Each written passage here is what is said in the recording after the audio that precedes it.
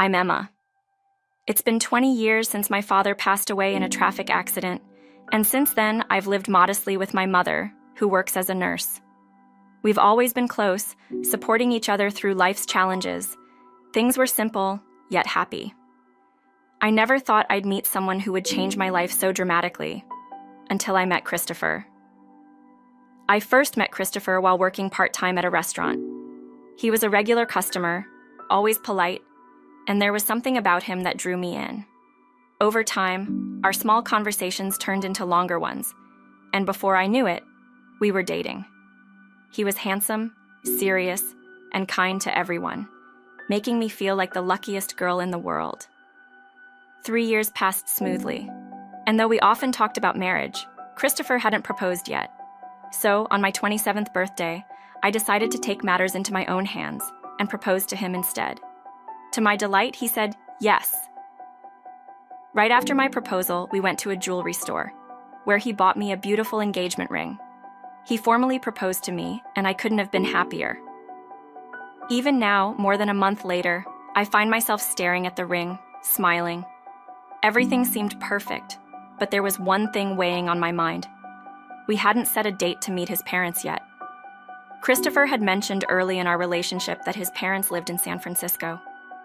It was far, and with our busy schedules, planning a visit wasn't easy.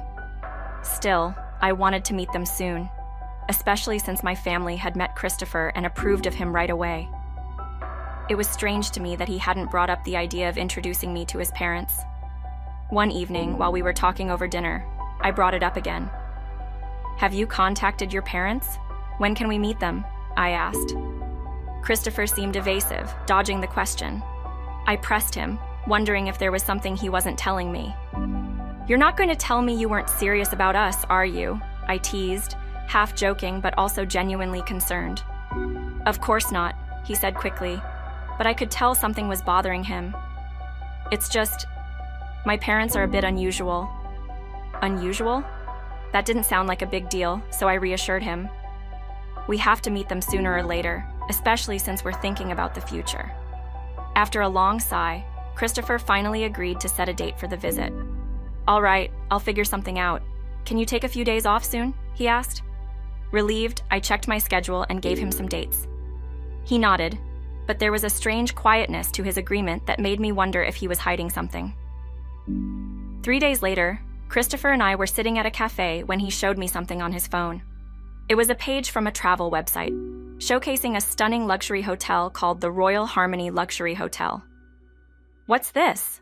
I asked, curious. "That's where we'll be staying when we go to meet my parents," he said casually.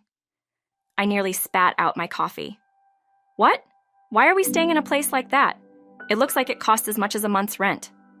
Christopher smiled, but his expression was still a bit tense.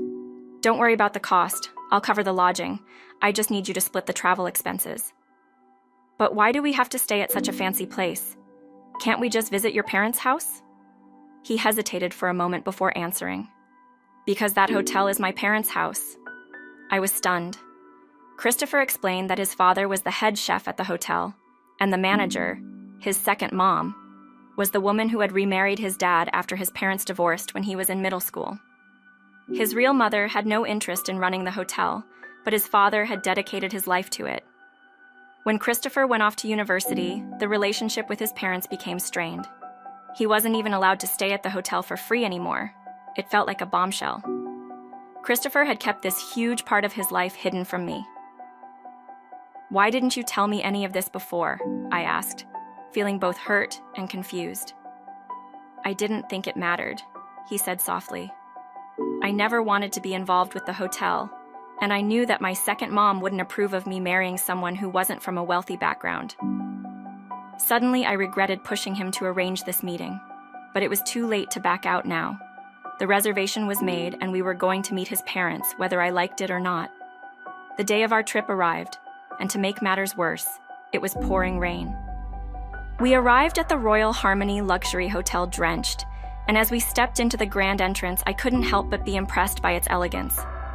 That moment of awe was cut short when we were greeted by a middle-aged woman in a tailored suit, Christopher's stepmother, Grace.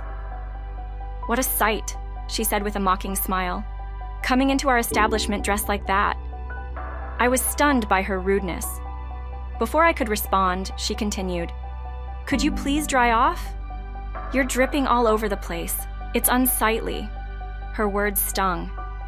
We were paying guests at this hotel, yet she treated us with such disdain. Christopher didn't seem surprised, though. He quietly completed the check-in process, but I couldn't shake the feeling that something was terribly wrong. After being led to the cheapest room available, we were treated like second-class citizens. The employee who showed us to our room was uninterested and unprofessional, and the room itself was dusty, with a musty smell lingering in the air. I was beginning to understand why Christopher wanted nothing to do with this place. Over dinner, I asked him, "Does your dad know how badly Grace treats guests?" Christopher shook his head. "He's always in the kitchen or out buying supplies. He doesn't see what goes on, and Grace makes sure to only show her best side when he's around." I could feel my anger rising. This was supposed to be a luxury hotel, but the treatment we received was anything but luxurious. It was clear that Grace was only interested in catering to wealthy, high-profile guests.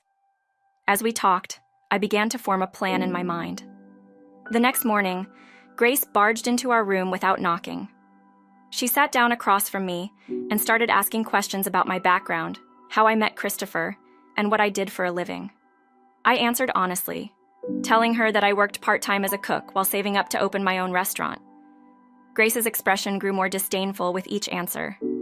"So, you're a commoner," she said coldly. "Poor, unattractive, and not even a real chef. If you insist on marrying my stepson, I'll disown him." Her words cut deep, but I refused to let her see how much they hurt. Christopher, however, was visibly angry. "You can't talk to her like that," he said, his voice trembling with fury. Grace ignored him. "If you want to be a part of this family, you'll need to become someone worthy of our name. Otherwise, I suggest you leave." After Grace left the room, Christopher turned to me, apologizing profusely. But it wasn't his fault. Grace was the one who had treated us so poorly, and I wasn't going to let her get away with it. Beneath my calm exterior, I was furious. But instead of letting that anger consume me, I turned it into motivation. "I have an idea," I told Christopher. "Will you help me?" He looked at me, confused but willing to listen. I explained my plan, and after a moment of thought, he agreed. We checked out of the hotel and moved to a nearby budget hotel, waiting for the right moment to strike. The next day, my uncle, who worked as an editor for a prestigious travel magazine, arrived in San Francisco. I had told him everything, and he was more than willing to help. Disguised as a regular guest, my uncle booked a room at the Royal Harmony Luxury Hotel and was treated just as poorly as we had been.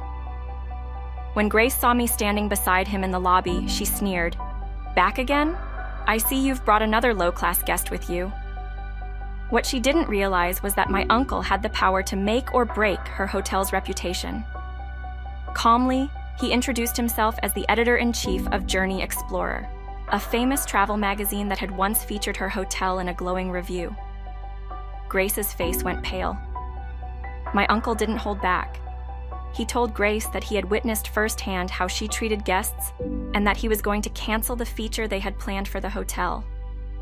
Grace panicked, trying to backtrack and offer us better treatment, but it was too late. My uncle made a few calls, and within hours, news spread that the Royal Harmony Luxury Hotel was being investigated for unethical practices. Grace's empire crumbled, the hotel's bookings plummeted, and within weeks, it was forced to shut down. Christopher's father, Kevin, resigned from his position as head chef, disgusted by how his family had been treated under Grace's management. The once proud hotel was no more. Christopher and I returned home quietly, grateful that the ordeal was behind us. We had a small wedding, inviting only close friends and family. His father came, but Grace was nowhere to be found. Rumor had it that she had taken a low-paying job at a chain hotel to pay off her debts. As for us, we continued saving money and eventually opened a small restaurant together.